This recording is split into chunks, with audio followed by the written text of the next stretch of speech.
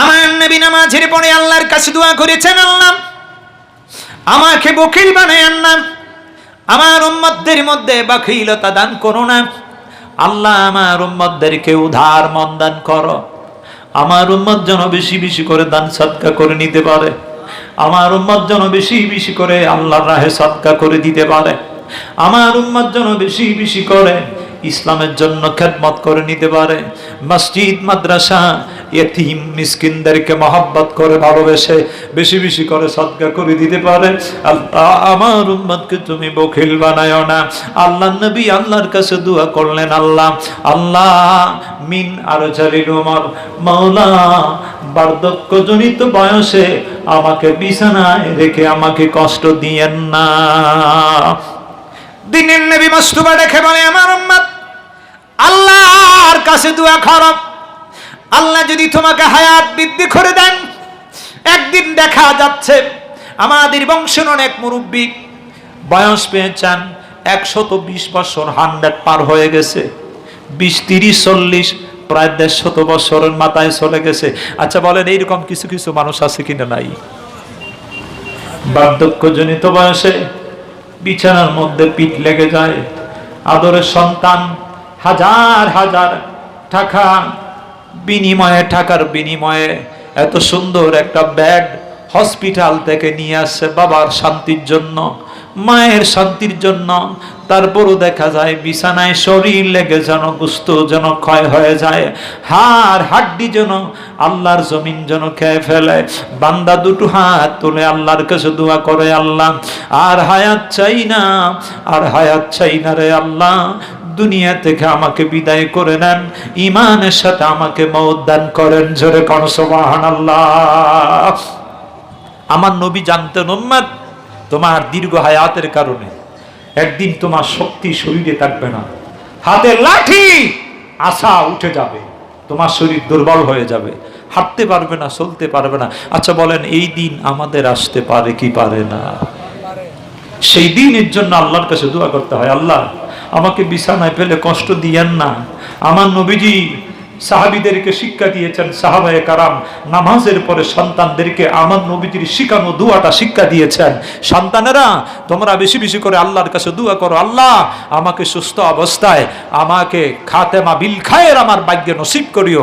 বার্ধক্যজনিত বয়সের কারণে বিছানায় ফেলে আমার শরীরের চামড়া ক্ষয় করে, আমার শরীরের হাড়কে নষ্ট করে আমাকে কষ্ট দিয়েন না, শিখিয়ে দিয়েছেন আমার নবী মুহাম্মদুর রাসূলুল্লাহ। জোরে কোন সুবহানাল্লাহ।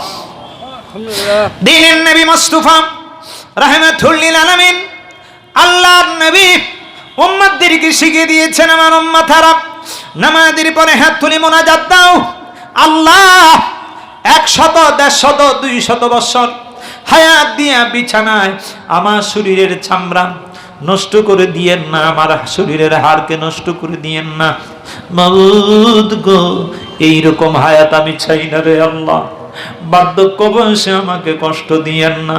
আবার নবী বলে, উম্মত নামাজের পরে আমি নবী দোয়া করেছি, আল্লাহ আল্লাহ দুনিয়ার ফিতনা ফাসাদ থেকে আমাকে রক্ষা করো, কবরের ফিতনা থেকে আযাব থেকে আমাকে বাঁচাও। জোরে কোন সুবহানাল্লাহ। আমি বলবো আমার বন্ধুগণ, রাসূল করিম সাল্লাল্লাহু আলাইহি ওয়াসাল্লাম মায়ান নবী বলেছেন, উম্মত লা তাযালু তাইফাতুম মিন উম্মতি আলাল হক, উম্মতের মধ্যে একটা দল থাকবে হকের উপরে, সেই দলটা সাহাবায়ে কারামের অনুসারী হবে, সাহাবায়ে কারামের অনুকরণ করবে। সেই দলের বিরুদ্ধে যায়া সেই দলকে নষ্ট করে দেওয়ার মতো কোনো ক্ষমতা থাকবে? জোরে বলেন, কোনো ক্ষমতা থাকবে? হাজিরিন, আউলিয়া কারাম আল্লাহর ওলিদের আদরের সন্তানেরা, বিশেষ করে সিলেটের জমিনে আল্লাহর ওলি আল্লামা সাহেব কাবলা ফুলতলি রাহমাতুল্লাহি আলাইহি আদরের সন্তানেরা, সাহাবজাদাগণ জমিনের মধ্যে এখনো বেঁচে আছেন। আমরা দোয়া করি, আল্লাহ হায়াতের মধ্যে বরকত দান করেন। সকলে বলি আমিন। সুস্থতার সাথে দীর্ঘ হায়াত দান করো। সকলে বলি আমিন। আল্লাহর ওলিদের অনুসরণ করবেন, অনুকরণ করবেন। আল্লাহর ওলিগণ সাহাবায়ে কারামের অনুসরণ করেছেন, অনুকরণ করেছেন। আমার নবী বলেছেন, উম্মত সাহাবায়ে কেরামের আদর্শ যার মধ্যে পাওয়া যায় সেই লোকেরা হলো আহলে সুন্নাত ওয়াল জামাতের অনুসারী, তারাই হলো আহলে সুন্নাত ওয়াল জামাত, আর ওই দলটাই হবে জান্নাতে। জোরে কোন সুবহানাল্লাহ। একটু মহব্বতে বলেন আল্লাহুম্মা সাল্লি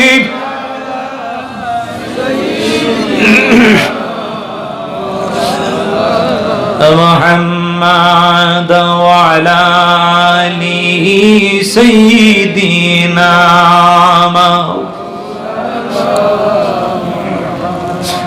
আমরা সবাই মদিনার প্রেমিক,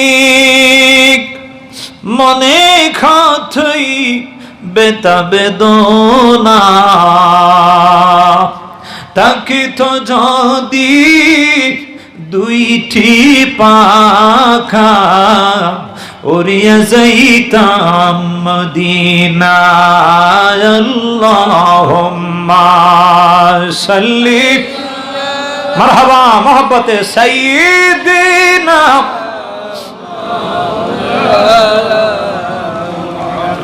ওয়া আলা আলি সাইয়্যিদিনা মাওলানা